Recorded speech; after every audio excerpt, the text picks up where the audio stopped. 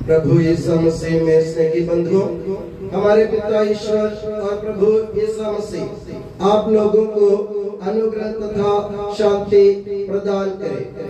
पुनरुत्थान काल के इस आखिरी इतवार में हम देखते हैं कि प्रभु यीशु मसीह इस दुनिया छोड़कर अपने पिता के पास जाने से पहले बड़े प्यार से और बड़े ध्यान से अपने चेलों को धर्म ग्रंथ के बारे में समझाते हैं। इसमें पवित्र बाइबल में लिखा है, तब उन्होंने उनके मन का अंधकार दूर करते हुए उन्हें धर्म ग्रंथ का मर्म समझाया।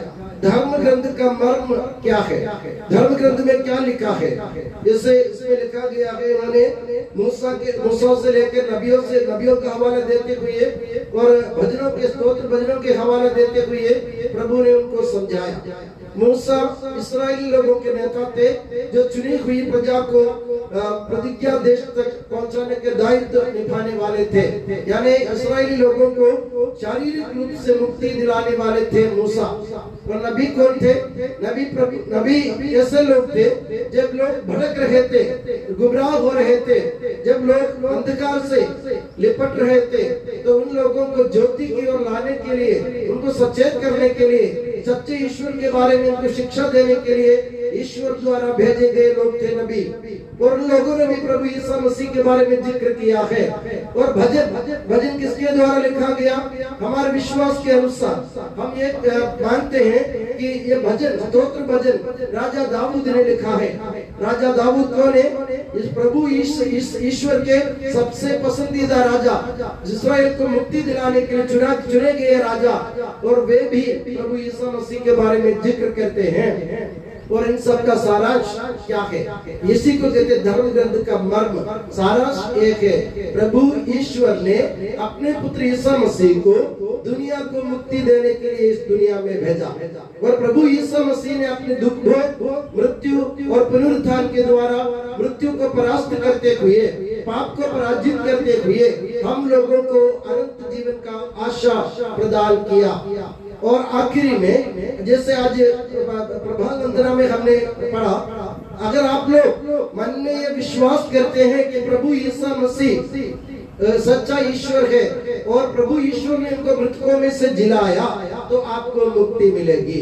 तो इसमें दो बात है। सबसे पहली बात यह है कि प्रभु यीशु मसीह सच्चा ईश्वर है, मुक्ति दाता है।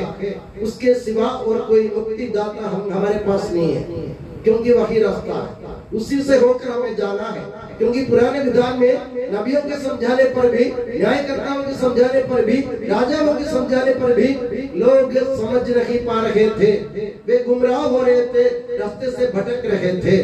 मगर नए विधान में यीशु मसीह ने कहा, मार्ग सत्य और जीवन में ही हूँ, और मुझसे होके गया बिना कोई पिता के पास नहीं पहुंच सकता।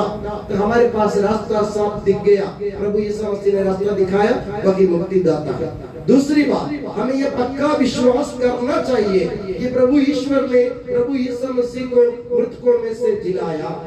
अगर हम प्रभु यीशु मसीह की मृत्यु की बात करते हैं और इसी में सिमट जाते हैं, तो मेरे प्यारे बंधुओं, हमारे पास आशा नहीं रहेगी। प्रभु मर गए, ये बात सच है, मगर उससे बड़ी सच्ची बात यह है कि प्रभु ईश्वर ने हमारे लिए, हम लोगों को अनंत जीवन के देने के लिए एक वादा के रूप में, गारंटी के रूप में प्रभु यीशु मसीह को मृतकों में से जिलाया। एक धर्म ग्रंथ का मर्म है। और जो भी इस मर्म में विश्वास करते हैं, इसके अनुसार जीवन बिताते हैं, प्रभु यीशु मसीह को मुक्तिदाता के रूप में कबूल करते, स्वीकार करते, बखान करते हैं, और प्रभु ईश्वर को हम सबको जीवन प्रदान करने वाले के रूप में मानते हैं, तो हमें मुक्ति प्राप्त होगी।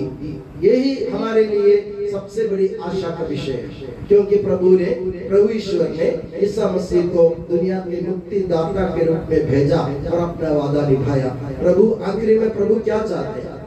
धर्म ग्रंथ का मर्म यही है, हम जहाँ थे, हम पहले जगह थे, वहाँ हमें वापस जाना है।